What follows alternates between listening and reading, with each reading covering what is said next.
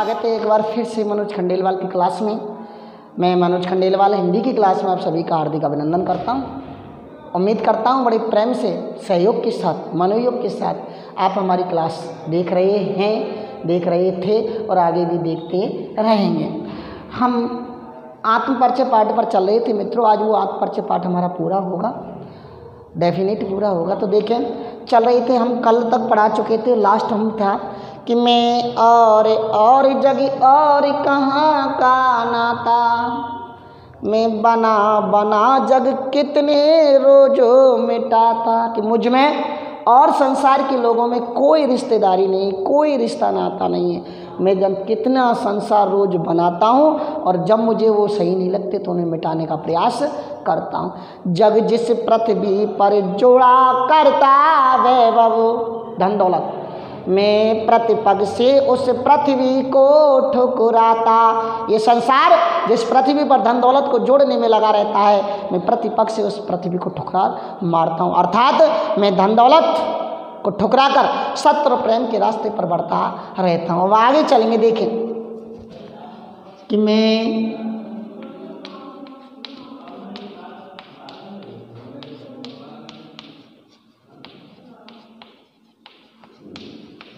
राग का अर्थ होता है प्रेम।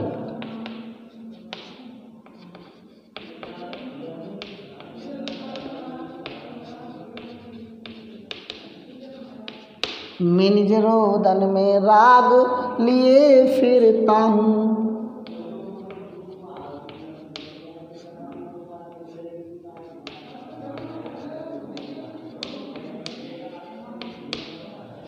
मैं निज रोदन में राग लिए फिरता हूँ, शीतल वाणी में आग लिए फिरता हूँ।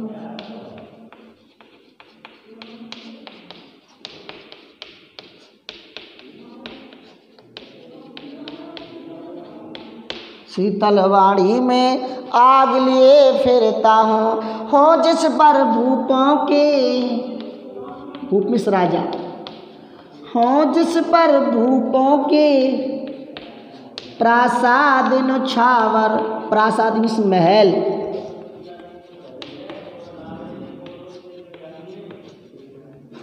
हो जिस पर भूपों के प्रासाद नछावर, मैं वह खंडर का भाग लिए फिरता हूँ।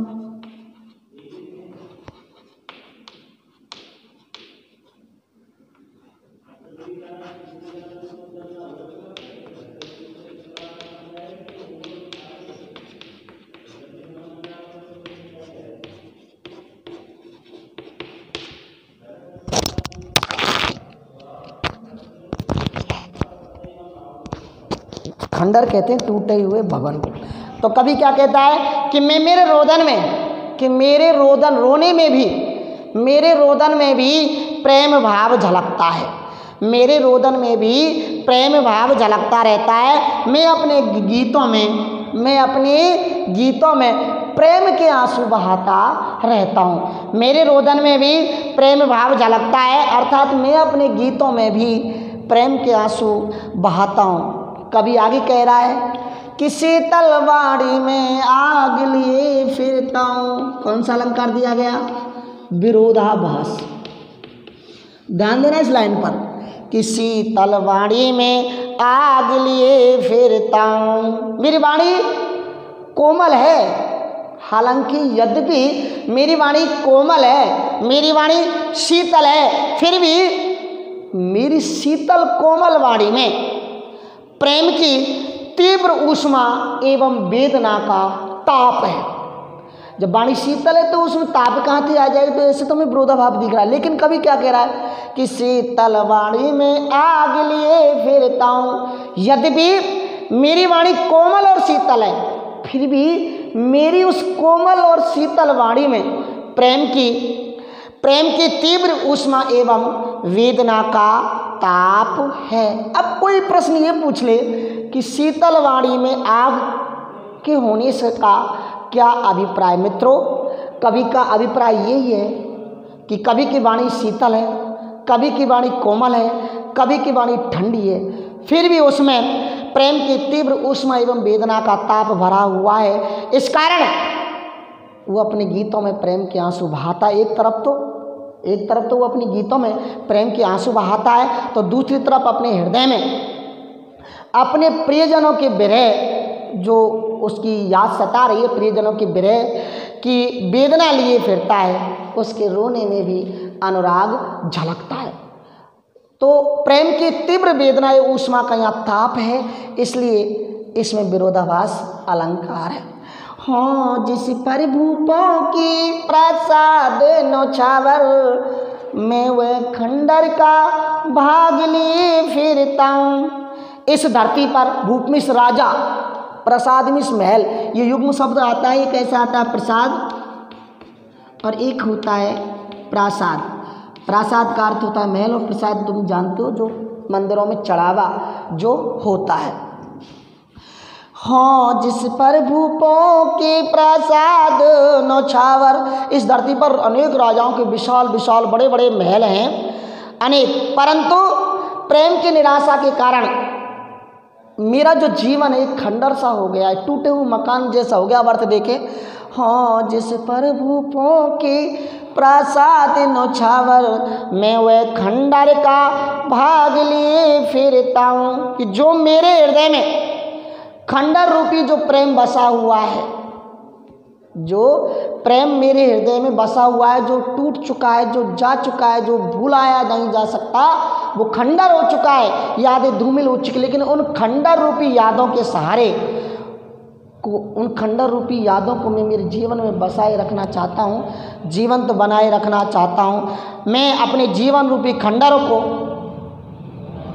जीवन रूपी खंडरों पर, उन महलों को, राजाओं के महलों को नौछावर कर सकता हूँ। अर्थात मुझे मेरे खंडर उतने अच्छे लगते हैं, राजाओं के महलों को उस पर नौछावर कर सकता हूँ, क्योंकि मुझे राजाओं के महल उस खंडर के आगे फीके लगते हैं। कि मैं निज रुदन में राग लिए फिरता हूँ, शीतल बाणी में आग लिए फिरता हूँ। हाँ, जिस पर भूपों के प्रसाद नौछावर। कभी नेपथ्य में जा रहा है कि उसने जो प्यार किया था, वो जो प्रेम का थी उसकी, या पत्नी थी उसकी, जो जा चुकी है या मर चुकी है, आज उसके जीवन में वो खंडर है, लेकिन उस खंडर की यादों के सहारे ही वो अपना जीवन बिताना चाहता है, और उस खंडर पर वो राजाओं के महलों को भी नौछावर कर सकता है। आगे देखें, बहुत अच्छा छंद कवि ने दिया है, पद देखो क्या कहा है। संसार की रीत कि मैं रोया इसको तुम कहते हो गाना,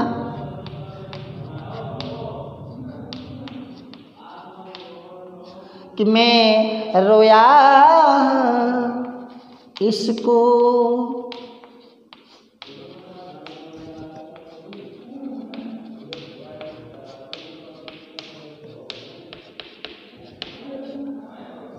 मैं रोया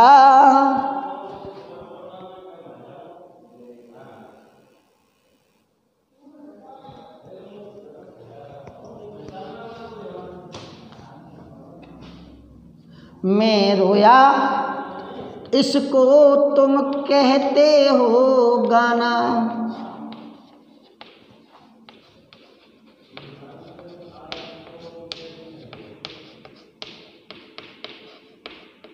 मैं रोया इसको तुम कहते हो गाना, मैं फूट पड़ा तुम कहते छंद बनाना।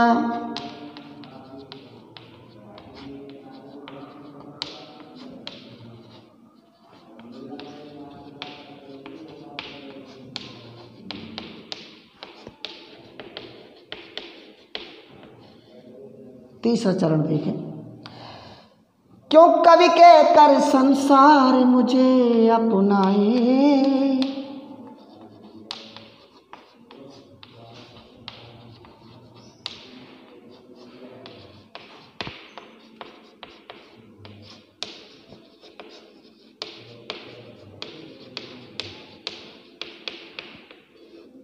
मैं दुनिया का हूँ एक नया दीवाना। मैं दुनिया का हूँ एक नया दीवाना।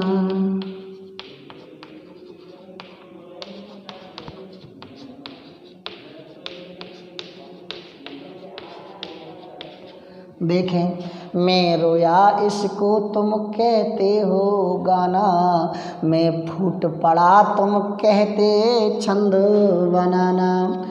क्यों कवि कहकर संसार मुझे अपनाए, मैं दुनिया का हूँ एक नया दीवाना। कवि क्या कह रहा है सुनो। कवि हरवंश राय बच्चन अपने हृदयगत भावों को गीतों के माध्यम से व्यक्त करते हुए कहते हैं, उस चीज़ का यहाँ वर्णन किया गया। कवि क्या कह रहा है कि जब मैं रोया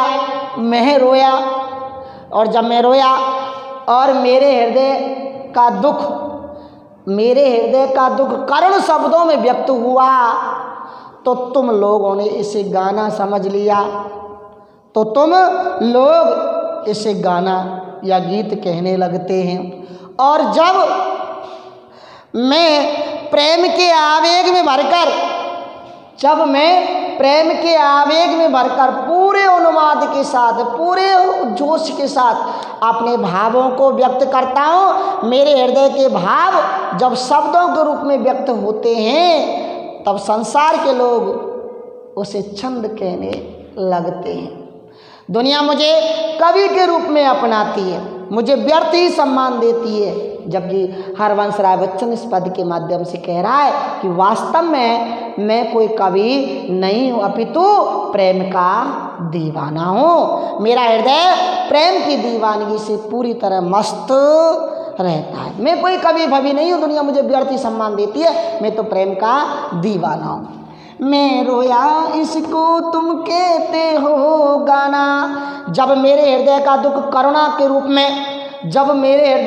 करुण शब्दों के रूप में व्यक्त हुआ, अर्थात मैं रोया, तब तुम लोगों ने इसे गाना समझ लिया, गीत कहने लगे। और जब मैं प्रेम के उन्माद में बहकर पूरे उन्माद से अपने भावों को व्यक्त करता हूँ, मेरे हृदय के भाव जब शब्दों में फूटने लगे, तो संसार के लोग इसे छंद बताने लग गए।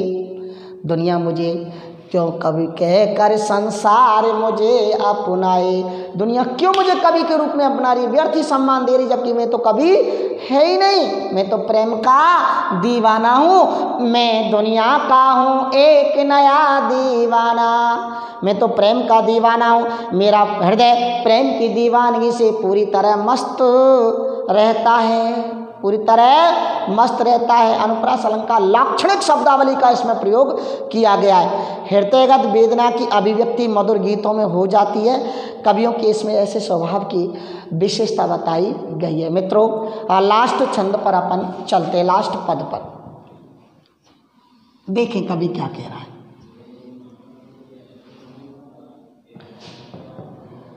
मैं दीवानों का वेश लिए फिरता हूँ,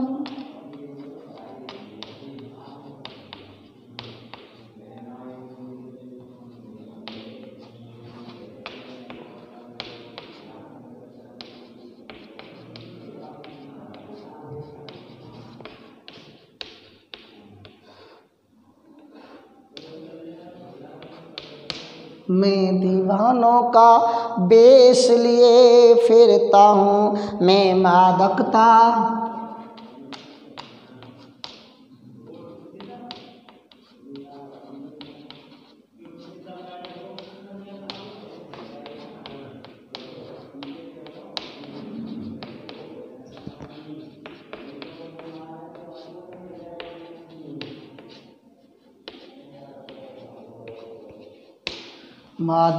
ने शेष लिए फिरता हूँ, जिसको सुनकर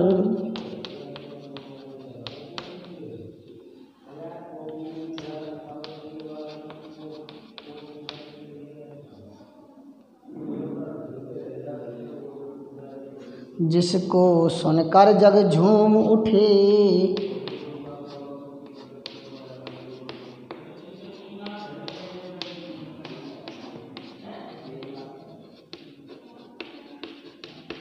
जिसको सुनकर जग झूम उठे लहराए, मैं मस्ती का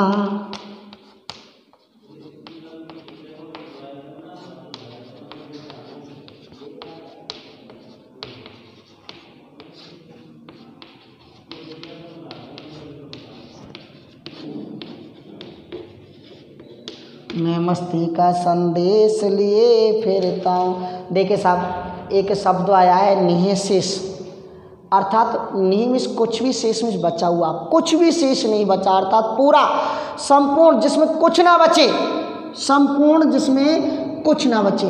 तो देखिए कवि क्या कह रहा है कि मैं इस प्रेम के संसार में प्रेम के दीवानों की तरह घूमता रहता हूँ, विचरण करता रहता हूँ। मैं जहाँ भी जाता हूँ अपनी दीवानगी से, अपने आचरण से पूरे वातावरण में मस्ती भर देता हूँ। मेरी भावना, मेरी मस्ती चारों तरफ छाई हुई है। मैं प्रेम और यौवन के गीत गाता हूँ, और ऐसे गीत गाता हूँ कि जिसको सुन करके, इस तरह मस्ती में गीत गाता हूँ कि जिसको सुन करके लोग झूम उठते हैं और प्रेम में झुक जाते हैं और मस्ती में लहराने लगते हैं। मैं तो संसार के समस्त लोगों को, सभी को इसी प्रेम की मस्ती में झूमने का संदेश देता रहता हूँ। मेरे इसी संदेश को लोग गीत समझ लेते हैं। देखिए कि मैं दीवानों का बेस लिए फिरता हूँ, मैं तो प्रेम के दीवानों की तरह वेश धारण करता हुआ इस संसार में विचरण करता रहता हूँ और अपनी दीवानगी से पूरे वातावरण में मस्ती भर देता हूँ। मैं मादकता निःशेष लिए फिरता हूँ, पूरा वातावरण मेरी मादकता से पूरी तरह भर जाता है, मस्ती से भर जाता है। जिसको सुनकर जग झूम उठे ले राय, मैं प्रेम और मस्ती और यौवन के गीत गाता हूँ और इतनी सुंदर गीत गाता हूँ जिसको सुनकर के संसार मस्ती में झूम उठते हैं, प्रेम में झुक जाते हैं और मस्ती में लहराने लगते हैं। मैं मस्ती का संदेश लिए फिरता हूँ इस पूरे संसार में, मैं प्रेम की मस्ती में पूरे संसार को डूबने का, झूमने का, लहराने का संदेश देता हूँ। सभी लोग मेरे इसी संदेश को गीत समझने लग जाते हैं। देखिए कवि ने जीवन के लिए आवश्यक माना है मौज मस्ती एवं स्वप्निल कल्पनाओं को भी आवश्यक माना है। तो ये पाठ बहुत मित्रों समाप्त होता है। पूरा पाठ जो भी था खंडों में था, लास्ट के 2 पाठ आपके रहे हैं। एक तो रहा है सुमित्रा कुमारी चौहान का मेरा बचपन, वो हमें पढ़ाना है, और दूसरा था कविता के बहाने। मित्रों 2 ही पाठ रहे हैं और गद्य के पाठ रहे हैं। सिलेबस कंप्लीट होने के कगार पर है। धीरे धीरे मैंने कोशिश भी की आपको समझाने की, फिर भी कमियां सभी में होती हैं मित्रों, पूरा कोई नहीं होता। मैंने पूरी कोशिश की है आपको समझाने की, फिर भी आप मुझे कमेंट के माध्यम से मेरा मोटिवेट करते रहे, उत्साह करते रहें, क्योंकि आप यदि कमेंट्स करते रहेंगे तो हमें भी उत्साह मिलता रहेगा। लेकिन जब आप कमेंट्स नहीं करते तो निरस्ता आ ही जाती है मित्रों। इसलिए देख करके, थंबनेल इशारा करके मुझे बताएं कि सर आप बहुत अच्छे पढ़ा रहे हैं। धन्यवाद।